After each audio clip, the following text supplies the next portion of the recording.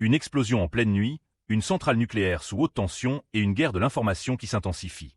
À Tchernobyl, aux premières heures du 14 février, une détonation a retenti près du sarcophage du réacteur numéro 4. Quelques instants plus tard, un incendie se déclare.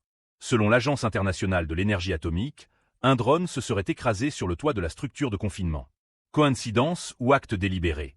Cette attaque relance les craintes d'un incident nucléaire en pleine escalade du conflit.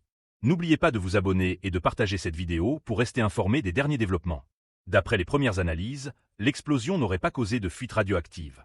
Les niveaux de radiation sont restés stables et aucune victime n'a été signalée. Rapidement dépêchés sur place, les pompiers ont maîtrisé les flammes en quelques minutes, limitant ainsi les dégâts. Mais cet incident met en lumière un risque que l'AIEA juge inacceptable, la vulnérabilité des infrastructures nucléaires en temps de guerre. Dans un communiqué, Raphaël Grossi, directeur général de l'AIEA, alerte sur la recrudescence de l'activité militaire autour de la centrale de Zaporizhia.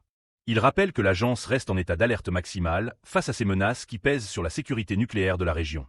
L'incident de Tchernobyl intervient dans un contexte particulièrement tendu, alors que la guerre en Ukraine entre dans une nouvelle phase d'intensification. Les images de l'explosion, largement diffusées sur les réseaux sociaux, ont rapidement enflammé le débat. Les médias ukrainiens ont accusé la Russie d'avoir frappé la centrale à l'aide d'un drone d'attaque. À Moscou, la réaction ne s'est pas fait attendre. Dmitri Peskov, porte-parole du Kremlin, dénonce une provocation et une fabrication orchestrée par Kiev. Même ton du côté de la Douma d'État, qui voit une tentative de l'Ukraine pour influencer l'opinion internationale à la veille de la conférence de Munich sur la sécurité. Alors, que s'est-il réellement passé cette nuit-là à Tchernobyl? L'origine de l'attaque reste floue. Aucun élément tangible n'a encore permis d'identifier les responsables. Mais cet événement souligne une fois de plus le danger de voir des infrastructures nucléaires devenir des cibles potentielles dans ce conflit.